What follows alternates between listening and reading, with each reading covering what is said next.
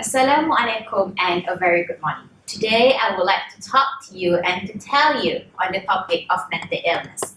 Now, mental illness has been recognized since prehistoric time and have been dealt by using various methods available.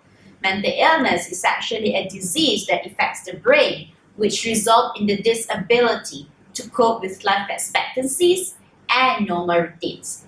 So I have done some research with regards to this topic, and today I would like to show to you that mental illness is getting more and more prevalent, and that the effort done by the countries around the world does not show how seriously they take this illness. Now, looking at the graph right over here, this graph represents the rate of mental illness in global populations according to World Health Organization's WHO 2010.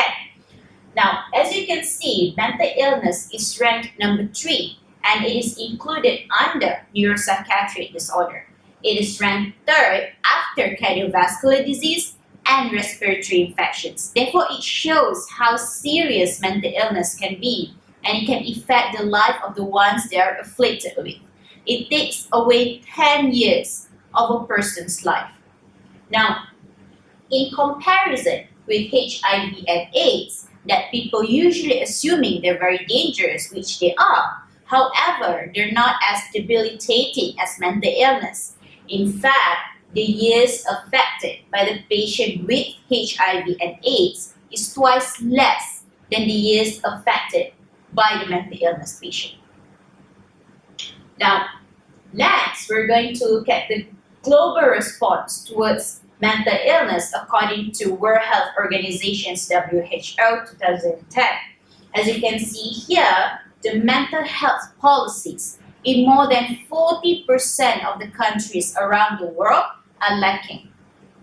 Health policies is actually something that the government and the hospital provide to the public as a guidance in order to identify and to treat mental illness patients. However, 30% of the countries around the world have no mental health programs whatsoever.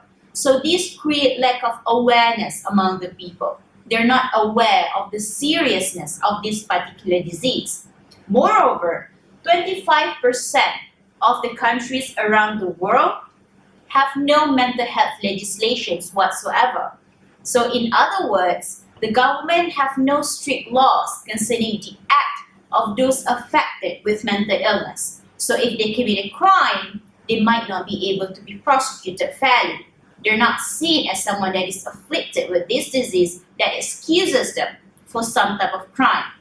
Now, looking at this graph again, 25% of the countries around the world have no prescription drugs for treatments of schizophrenia, depressions, and epilepsy, which is very surprising because these 3 diseases are not that impossible to be treated with proper treatments and enough medication. Now, 40% of the countries around the world have less than 1 reserved hospital bed per 10,000 mental illness patients.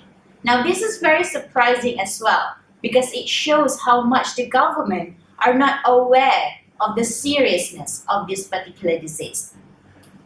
Now, people, as a conclusion, mental illness is getting more and more prevalent, and that the government are not doing enough to treat this illness. So I suggest that the government provide enough treatment and create an awareness towards this particular illness, and that this illness should not be taken lightly in the future. Mental illness is like any other illness, so the government and the people at large should be encouraged to treat mental illness with a good attitude. Thank you.